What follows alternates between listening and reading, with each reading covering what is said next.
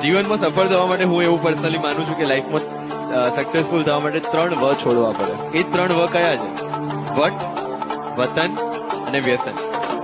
વ્યસન પર વધારે કઈ કહેવાની જરૂર નથી. વ્યસન કોઈ પણ હોઈ શકે. વ્યસનની એક સિમ્પલ ડેફિનેશન છે કે જેના વગર તમને ના ચાલે એ તમારું વ્યસન. એ વ્યક્તિ પણ હોઈ શકે, એ મોબાઈલ પણ હોઈ શકે, એ કોઈ જગ્યા પણ હોઈ શકે, એ કોઈ ખાવા પીવાની વસ્તુ પણ હોઈ શકે. જયારે આપણે એના ગુલામ બની જઈએ એનો મતલબ કે આપણને એનું વ્યસન થઈ ગયું છે. મેં નક્કી કર્યું છે કે મારે આજે 11 થી 11:30 વાંચવાનું છે.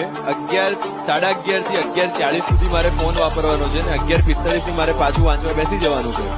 તો એ 11:30 થી 11:40 ફોન હાથમાં લીધા પછી 11:40 ફોન તમે શાર્પ નીચે મૂકી દેતા હો તો એનો મતલબ કે હજુ તમને એનું વ્યસન નથી.